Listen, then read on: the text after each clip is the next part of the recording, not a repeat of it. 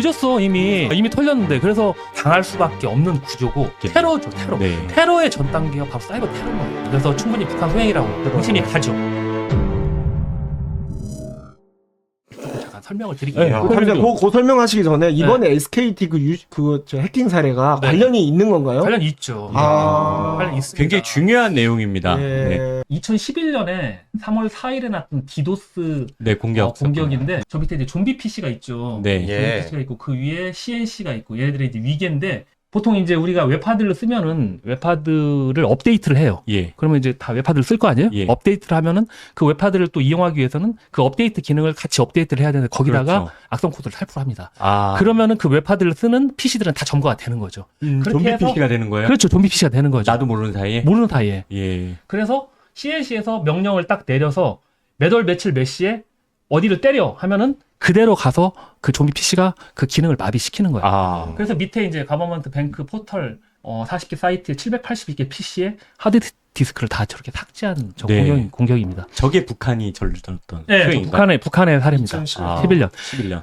자, 그래서 얘네들이 이제 이렇게 했던 거는 뭘까요? 이 정보화가 많이 이루어졌다 그러면은 해커들 관점에서 봤을 때 그러니까 놀이터죠. 아주 좋은 먹잇감이 되는 거지. 마음대로 와서. 마음대로 와서 놀 수 있는 거. 근데 저기 북한 같은 데는 인터넷망이 없으니까 들어가기가 쉽지 않죠. 물론 네. 들어가서 다 보긴 하는데 쉽지 않죠.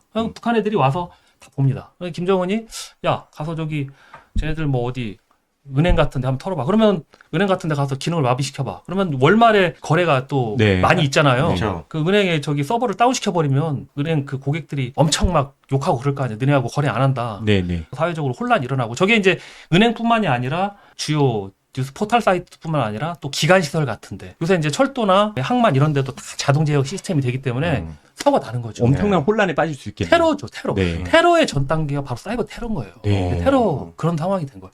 그래서 김정은이 그런 식으로 이제 하는 거죠. 야, 가서 이번에는 어디 저기 통일부 가서 한번 기밀로 한번 볼까? 그러면 또 애들이 가고 S은행이 잘 나간다는데 가서 월말에 한번 시스템 마비시켜봐. 그럼 뭐 거기서 막 시스템 안 돌아간다고 막 들어 눕고 막 너네랑 거래 안 한다고 그럼 보면서 좋아하겠잖아요. 네. 그러다가 이제 바꿨어요, 방향을. 이제 우리 공화국을 건설하는데 핵 잠수함, 미사일을 만드는데 돈이 필요하다. 네. 어떻게 해야 돼? 외화벌이를 해야 될 거 아니에요. 예. 외화벌이를 하려면은 이제 가상자산 화폐나 가상자산 코인.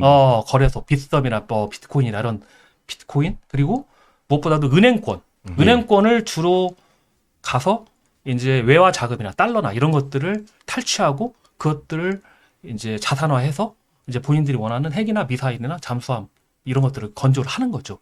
외화벌이 수단으로 바뀌었습니다. 그게 바로 2016년에 방글라데시 중앙은행 해킹 사건인데 이것도 북한의 소행인가요? 북한의 소행이죠. 예. 거기서 이제 해커가 방글라데시인데 9억 5,100만 달러를 보내줘. 어디로 보내줄까? 필리핀하고 스리랑카로 보내줘. 그래서 필리핀에 갔어요. 예. 8,100만 달러가. 그 당시에 환율로 하면 1,100억 정도. 네.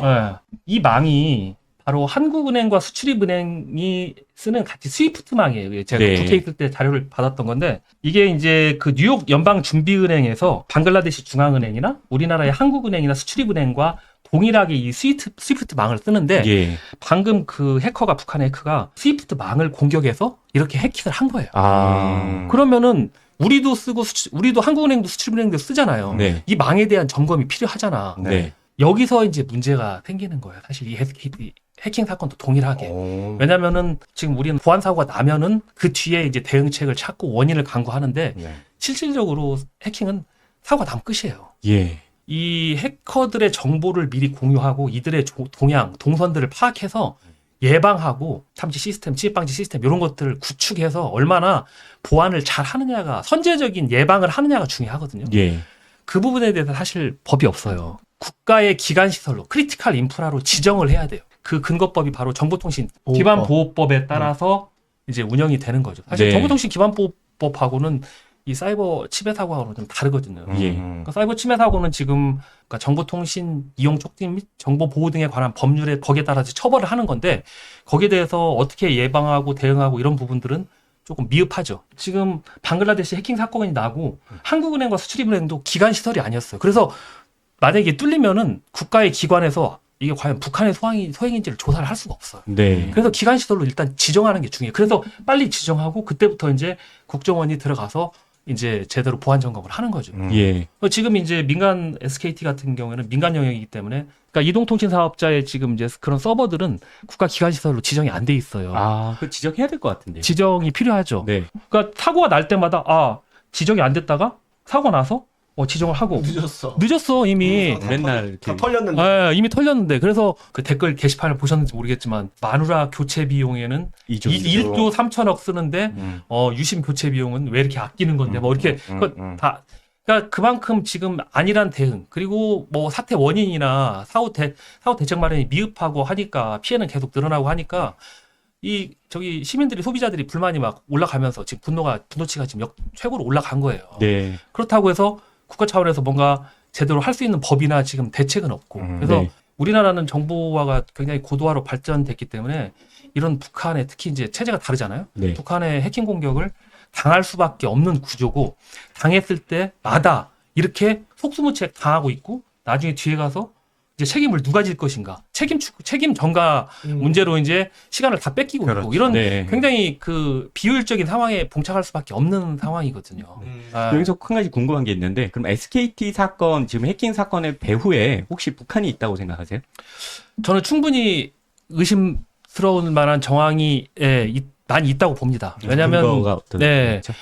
그 SKT도 사실 대한민국의 그 보안이 굉장히 좋은 회사죠. 네. 그런 보안이 좋은 회사를 일단 해킹했다는 것 자체가 굉장히 기술 수준이 높고 네. 일단 해커들의 기술 수준이 높고 아주 전문적인 고도의 능력을 갖춘 해커들인 거고요. 그렇죠. 전문성이 있는 해커들이고 지금 이번에 이 SKT 유심 해킹 사례의 가장 그 큰 폐해는 복제폰을 만들 수 있다는 거잖아요. 예를 들어서 북한의 소행이 맞다면 북한 해커가 가지고 있는 것과 다름이 없으니까 핸드폰을 2,500만 명. 좀비 핸드폰 좀비 핸드폰을 을 만든 있는 거죠. 거잖아요. 네. 그래서 뭐 그걸로 뭐 예를 들어서 소방서에 다 일제히 전화를 하면은 소방서 업무는 와보 다니는 거 나비가 되는 거잖아요. 여러 용도로 쓸 수 있는 그러니까 거죠. 또 그 개인 정보를 통해서 탈출해서 2차 범죄, 금융 쪽에 접근을 해서 새롭게 이제 금융 범죄를 계획할 수준이 높고 그러면 결국은 다 이제 금융으로 규착이 되기 때문에 한두 건도 아니잖아요. 네. 그러면 대규모로 북한이 본인들의 어떤 공화국 건설에 핵미사일 네. 그런 외화벌이 수단으로 쓸 수 있다는 충분한 그런 의심 정황이 가지고 지금까지